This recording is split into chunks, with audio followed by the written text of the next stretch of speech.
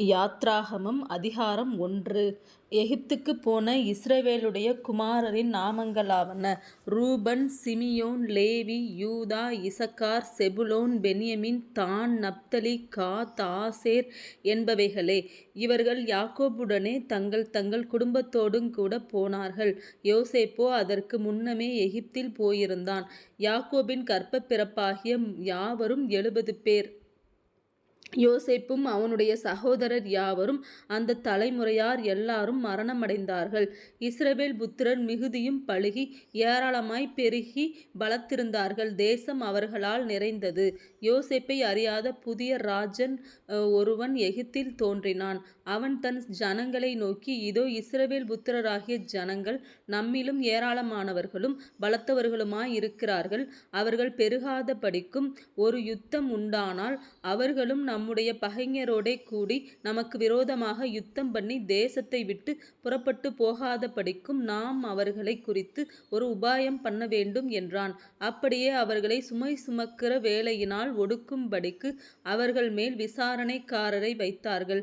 அப்பொழுது அவர்கள் பார்வோனுக்காக பித்தோம், ராமசேஸ் என்னும் பண்டசாலை பட்டணங்களைக் கட்டினார்கள். ஆனாலும் அவர்களை எவ்வளவு ஒடுக்கினார்களோ அவ்வளவாய் அவர்கள் பலுகி பெருகினார்கள். ஆகையால் அவர்கள் இஸ்ரவேல் புத்திரரைக் குறித்து எரிச்சல் அடைந்தார்கள். எகிப்தியர் இஸ்ரவேல் புத்திரரை கொடுமையாய் வேலை வாங்கினார்கள்.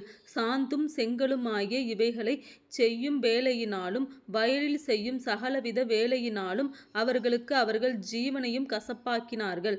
அவர்களைக் கொண்டு செய்வித்த மற்ற எல்லா வேலைகளிலும் அவர்களை கொடுமையாய் நடத்தினார்கள். அதுவுமன்றி எகிப்தின் ராஜா சிப்பிராள் பூவாள் என்னும் பேருடைய எபிரெய மருத்துவச்சிகளோடே பேசி, நீங்கள் எபிரெய ஸ்திரீகளுக்கு மருத்துவம் செய்யும்போது அவர்கள் மணையின் மேல் உட்கார்ந்திருக்கையில் பார்த்து, ஆண் பிள்ளையானால் கொன்று போடுங்கள், பெண் பிள்ளையானால் உயிரோடிருக்கட்டும் என்றான். மருத்துவச்சிகளோ தேவனுக்கு பயந்ததினால் எகிப்தின் ராஜா தங்களுக்கு இட்ட கட்டளைப்படி செய்யாமல் ஆண் பிள்ளைகளையும் உயிரோடே காப்பாற்றினார்கள்.